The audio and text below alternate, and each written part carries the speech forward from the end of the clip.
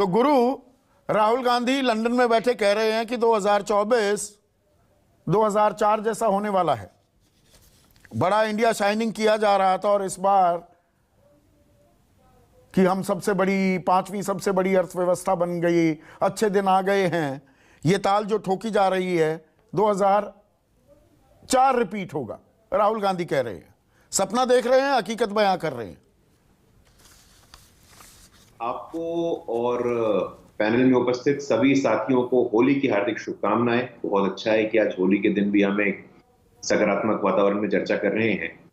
और राहुल जी का जो बयान आया है और लगातार जो बैक टू बैक बयान आए हैं, बहुत ही हास्यास्पद है, निराधार है, बेबुनियाद है, तर्कहीन है, तथ्यहीन है।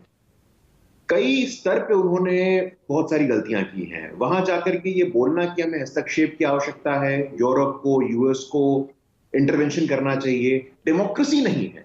मतलब ये तो ताज्जुब है। अभी अभी इस देश में आपने कन्याकुमारी से कश्मीर तक की पदयात्रा की है और बाकायदा सुरक्षा के साथ की है और आपने संवाद स्थापित किया है, उसका स्वागत है। और ये लोकतंत्र नहीं है तो और क्या है? तो उनकी हिपोक्रेसी और उनके दोहरे मापदंड वो लोगों को दिख रहे हैं। लेकिन संदीप जी, आपने अपने प्रारंभिक प्रबोधन में बहुत सारे प्रमुख मुद्दे उठाए हैं, बहुत सारे विषय उठाए हैं। एक बात हम सबको स्वीकार करना चाहिए पूरे विनम्रता के साथ कि आज एक महत्वपूर्ण ध्रुव के रूप में, एक इंपॉर्टेंट पोल के रूप में भारतीय जनता पार्टी उभरी है। लगातार इस देश में कांग्रेस मुख्यधारा की राजनीति में रही और कांग्रेस के इर्द गिर्द राजनीति चलती रही। आज भारतीय जनता पार्टी के इर्द गिर्द की भाई गैर भाजपावाद, हम लोग सुनते थे कि गैर कांग्रेसवाद के नाम पर राजनीति होती थी, समाजवादी साथ में आए, वामपंथी साथ में आए, एक समय आया कि जनसंघ भी साथ में आया। तो आज भी कुछ कमोबेश वैसी स्थिति दिख रही है कि एक तरफ भारतीय जनता पार्टी का विजन है और एक तरफ गैर भाजपावाद है, जिसमें एक रायता एक प्रकार से फैला हुआ है, एक समरूपता नहीं है। लेकिन संदीप जी, हमें स्वीकार करना चाहिए और कई बार हम लोगों ने डिस्कशन किया भी है कि जो नई राजनीति है और 2014 के बाद जो परफॉर्मेंस और प्रोग्रेस ओरिएंटेड पॉलिटिक्स हुई है, पहली बार मैं राजनीति में देख रहा हूं कि चुनाव में जाते हैं तो घोषणा पत्र के आधार पे, चुनाव में जाते हैं तो आपने क्या काम किया है पिछले 5 वर्षों में, उसके आधार पे उत्तर पूर्व को प्राथमिकता मिलना। मैंने इंटरेस्टिंग एक डेटा देखा संदीप जी, आप शायद अवगत होंगे कि भारत के राजनीतिक इतिहास में पहली बार किसी प्रधानमंत्री ने अगर उत्तर पूर्व राज्य में रात बिताया हो, to spend a night in any north eastern state, it was Atal Bihari Vajpayee ji. प्रधानमंत्री मनमोहन सिंह जी उत्तर पूर्व से राज्यसभा में जरूर आते थे, असम से राज्यसभा में आते थे, लेकिन कितने बार उत्तर पूर्व गए हम सब जानते हैं।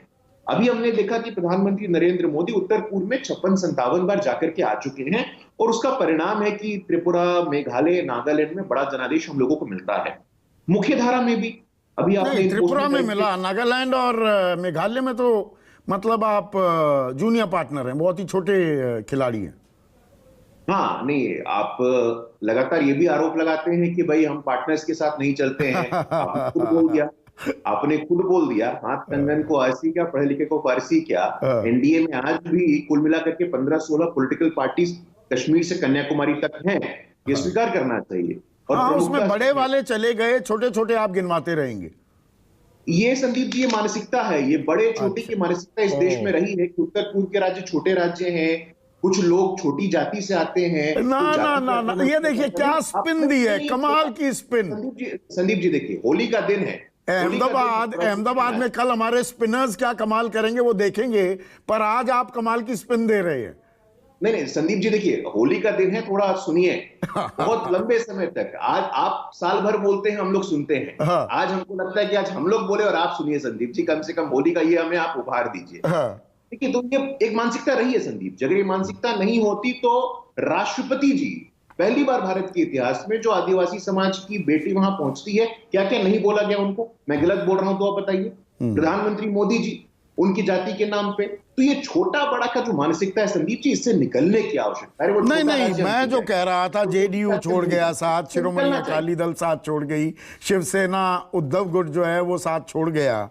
बड़े आपके जो घटक थे, संख्या के लिहाज से मैं बड़ा कह रहा हूं, और आप जानते हैं मैं ये ऊंच नीच में कतई विश्वास रखने वालों में से नहीं हूं, पर आपने लोकतंत्र जी कमजोर कैसे हो रहा है, बाहर हस्तक्षेप करने की बात कर रहे हैं। ये ईडी सीबीआई का बेजा इस्तेमाल क्या नहीं होता दिखता है? आम आदमी पार्टी आरोप लगा रही है कि खूंखार अपराधियों के बीच में जेल में रख दिया मनीष सिसोदिया को, और लालू प्रसाद यादव आप भी अवगत हैं, उनको है एक लंबी बीमारी चली, किडनी ट्रांसप्लांट हुआ है, इम्यूनिटी सप्रेस कर दी जाती है, इस दौरान आदमी को आइसोलेशन की दरकार होती है। ऐसे में 4.5 घंटे 2 चरणों में पूछताछ, ये कानून की कार्रवाई हो रही है, लोकतंत्र मजबूत हो रहा है, या ये बदले की कार्रवाई की जा रही है, संस्थाओं का दमन हो रहा है?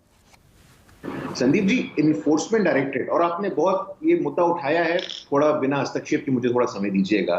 इन्फोर्समेंट डायरेक्टरेट, जो प्रवर्तन निदेशालय हम हिंदी में कहते हैं, उन्होंने लगभग 1 लाख करोड़ की संपत्ति को अटैच किया है। 1 लाख करोड़, और उनमें जो संपत्ति अटैच हुआ है, इकबाल मिर्ची, सईद सलाउद्दीन, हाफिज सईद, ऐसे लोग भी हैं जिनका प्रॉपर्टी अटैच हुआ है। तो बार बार इन्फोर्समेंट डायरेक्टरेट पे आक्रमण करना, मुझे लगता है कि उनकी इंटीग्रिटी पे प्रश्न खड़ा करना ठीक नहीं है, जो देश के सुरक्षा के लिए और वित्तीय पारदर्शिता के लिए, एक फिस्कल ट्रांसपेरेंसी के लिए लगातार काम करते हैं। और संदीप, फिर आपने बहुत ही एक पर्टिकुलर पॉइंट को हाईलाइट करने की कोशिश की है।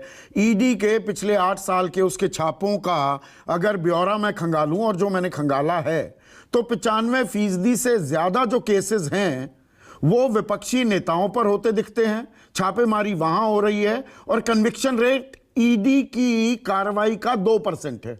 2%। मैं स्वीकार करता हूं, और मुझे थोड़ा इसको रिस्पॉन्ड करने दीजिएगा। इन्फोर्समेंट डायरेक्टरेट ने 1 लाख करोड़ की संपत्ति अटैच की है कि नहीं, इस पे आपकी सहमति है, मेरी सहमति है, ये डेटा है। टेरर और नक्सल फाइनेंसिंग, जिस पैसे से टेरर और नक्सल आतंकवाद को फाइनेंस किया जाता था, उसका एक बड़ा धड़ा इसमें आता है। हाफिज मोहम्मद सईद, जो कि यूएन के डेजिग्नेटेड टेररिस्ट हैं, सईद सलाउद्दीन, जो कि हिजबुल मुजाहिदीन के हेड हैं, इकबाल मिर्ची, जिनका हम लोग आतंकी कनेक्शन जानते हैं। और ये छोड़िए, लगातार एक नैरेटिव ये भी चलाया गया था कि भाई विजय माल्या, नीरव मोदी, मेहुल चौकसी, तो इन तीनों ने मिलकर के यूपीए के समय जो पैसा ले गए थे, उस 22,000 करोड़ में से 15,000 करोड़ के समय में पैसा ले गए थे। संदीप जी, वो गए तो आपके समय में। संदीप जी, आप भारत छोड़ के कब गए? नहीं, ये देखिए, एक्यूरेट होनी चाहिए इंफॉर्मेशन। संदीप जी, पैसा कब आवंटन हुआ था उनको? लेकर भागे कब? गए कैसे? Red corner notice, lookout notice के बावजूद जो विड्रॉ कर लिया जाता है विजय माल्या के केस में, संसद का सत्र शुरू होने वाला होता है, 1 तारीख को वो संसद में देखे भी जाते हैं, 3 तारीख को गायब हो जाते हैं। वो किसके समय में हुआ? ठीक है संदीप जी, बहुत अच्छा। और मैंने तो खुद बोला है कि विजय माल्या, नीरव मोदी, मेहुल चौकसी, और कोई मुझे मेरे मन में 1% भी संदेह नहीं है इन नाम को लेने में।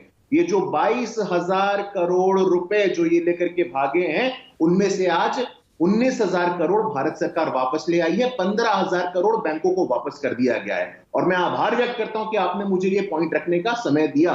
एक विवेक पॉल की बहुत अच्छी पुस्तक है, मैं भेजूंगा आपको, वो ब्लैक मनी के ही ऊपर है। वहां बताया हुआ है कि किस प्रकार इन लोगों को कब कब बैंकों ने पैसा आवंटित किया।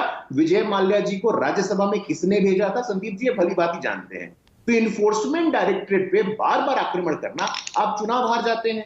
इलेक्शन सीबीआई की भी बात की मैंने, आप अभी ईडी पर ही अटके हुए हैं। सीबीआई छापेमारी करती है, लालू प्रसाद यादव से 4.5 घंटे की पूछताछ करती है जब उनकी तबीयत नासाज है, जान को खतरे में क्या डाला जा रहा है। और ये सीबीआई, आपके जो एमएलए साहब हैं कर्नाटक वाले, 8 करोड़ रुपया मिलता है, उनको जमानत हो जाती है। ईडी सीबीआई वहां छापेमारी करने के लिए उनको फुर्सत नहीं मिलती। इसीलिए पूछ रहा हूं, ये कानूनी कार्रवाई हो रही है या बदले की सियासी लड़ाई है? नहीं, चलिए, मतलब 10 सेकंड में बस ईडी वाला विषय समाप्त कर दूं। तो 1 लाख करोड़ संपत्ति अटैच हुआ है, 22,000 में से 19,000 करोड़ वापस आए हैं। धन्यवाद आपका, आपने इसको स्वीकार किया। सीबीआई पे आते हैं। सेंट्रल ब्यूरो ऑफ इन्वेस्टिगेशन के संदर्भ में सुप्रीम कोर्ट ने 2013 जज थे जस्टिस लोधा। जस्टिस लोधा ने बहुत अच्छी बात कही थी, केज्ड पैरेट, पिंजड़े में बंद तोता, ये सीबीआई के लिए कहा गया था। अब आपने कहा इंस्टीट्यूशंस का मिसयूज। प्रणब मुखर्जी जी भारत के पूर्व राष्ट्रपति रहे, उनकी आत्मकथा आई है। संदीप जी, मैं साक्ष्यों के आधार पर बोलता हूं, आपको पता है। प्रणब दा ने अपनी ऑटोबायोग्राफी, जो कि बहुत सारे वॉल्यूम्स में आई है, उन्होंने कहा है कि किस प्रकार से एनआईए का दुरुपयोग किया गया था। आज हो रहा है कि नहीं सीबीआई का दुरुपयोग ईडी का, या ये बेजा आरोप लगा रहा है विपक्ष? नहीं संदीप जी, अगर भ्रष्टाचार पे आक्रमण, अगर फिस्कल ट्रांसपेरेंसी के लिए हमें आरोप सहना पड़े तो हम आरोप सहने को तैयार हैं।